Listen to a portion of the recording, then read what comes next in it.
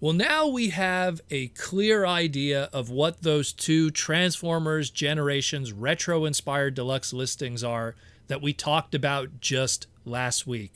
We got two big pre-orders that dropped yesterday, early previews from the Walmart Collector Con, and that's of the retro-inspired deluxe Gears and the retro-inspired deluxe Bumblebee.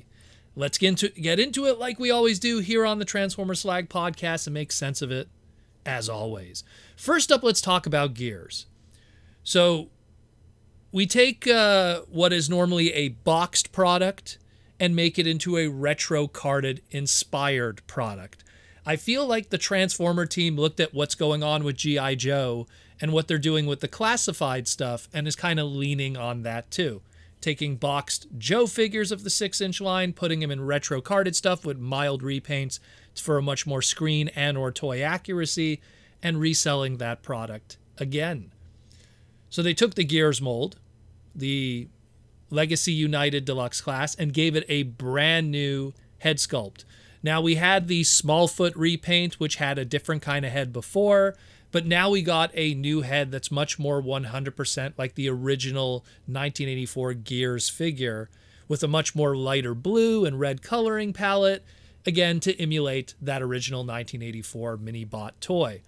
Even the chest deco, the original United Gears Deluxe class figure, was going for a much more animation model accurate chest deco. This one's taking that lone 1984 chrome sticker that was on his chest and turning into a nice deco app and put on his chest there. Even his gun goes from now black to silver. While the original G1 Gears 84 figure didn't come with any weapons like most of the mini-bots didn't, most of the G184 larger cars did come with weapons, and most of them were chrome. So no doubt they're kind of pulling from that direction to keep that cohesion of, well, he has chrome weapons too, because it's retro inspired. So very cool. I like what they're doing here. Again, it creates diversity and opportunities for buying this Gears mold. I love that it's a completely different head sculpt from, let's say, the Smallfoot or the original. Original is animation accurate. Smallfoot's going for the GoBots look a little bit. And we got the toy accurate with this one here. So very, very cool. This is going to be going up for pre-order right now as we speak on Walmart's website. It's going to be $24.97. So we're still sticking to the deluxe class MSRP, even though it's a different kind of packaging and paint. And it's going to be shipping out. The release date that is planned is for March 31st, 2025. But we're not done here yet. Next up, we have Bumblebee. Now, this one comes hot off the heels of our Studio Series 86 Deluxe class Bumblebee. But this one is not that tooling. This is the Netflix one, which interestingly enough was also a Walmart exclusive all the way back then. There's no doubt, in my opinion, some kind of deal that's going on where they have some kind of exclusive rights to this tooling over a period of time with Hasbro. And we are seeing this mold, yet again, being much more screen accurate, or in this case, toy accurate in its yellow tinge. I knew this was going to be coming sooner or later, just because that orangey yellow that the original Netflix one was, I felt just wasn't going to fly with fans. And they pulled something straight out of the original toy in a lot of ways, because it even has those black windows in the alt mode. That being said, when I say that they're pulling from the toy with the card back and the figures coloring, I don't know if we could really say that it's 100% toy inspired. But that head sculpt is clearly going for something that looks like the animation model as opposed to the toy. And for those with sharp eyes, they could also see that this is actually a brand new 100% head sculpt, different from the Netflix one, which is rocking something that's extremely more show accurate here that we're talking about today. If anything, this is a retro-inspired Walmart retro reissue G1 homage, because it had that different head sculpt on it too than the 1984 Battle Mask. So very interesting what's going on here. It's a homage to a other Walmart exclusive that we got a while back, which technically was a mold that came from a while with eHobby and stuff. It's a whole conversation, but still very, very cool.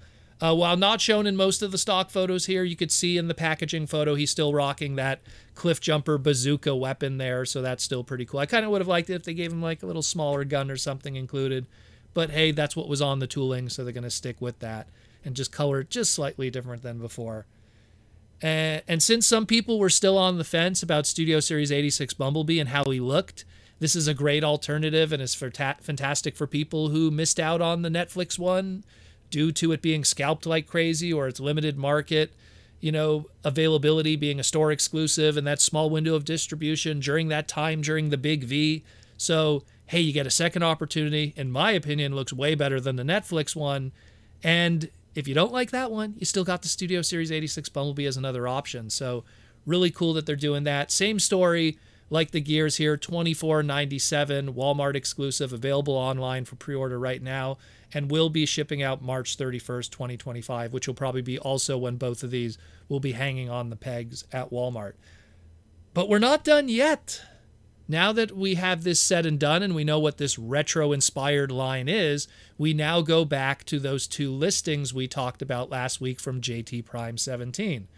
First up, we had a Brawn that was one of these listings.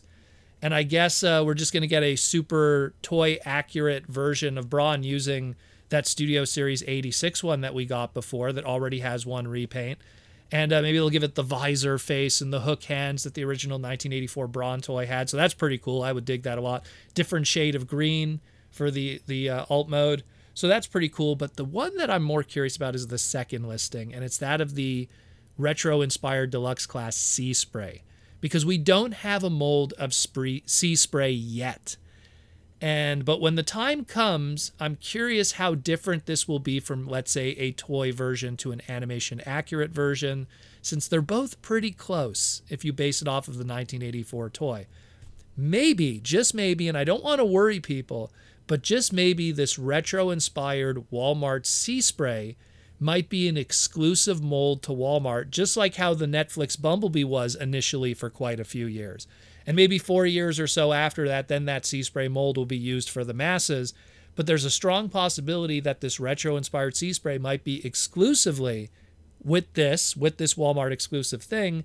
And then we'll see something later on that's very similar, much like, let's say, what they did with the Cosmos. And then it'll get a mass release later. That's just some speculation. It's something that I don't want to make people worried, but Hasbro has, a good relationship with Walmart, and Walmart has a powerful pull. So we'll just kind of see how things go down. Hopefully it won't be a scalping issue or something like that. Let me know what you think about all of this. Tomorrow is the Transformers Slag Podcast Saturday Night Live stream main event, 8 p.m. Eastern Standard Time, 5 p.m. Pacific on Saturday night tomorrow. We're going to talk about some brand new Transformer stuff that we didn't talk about today.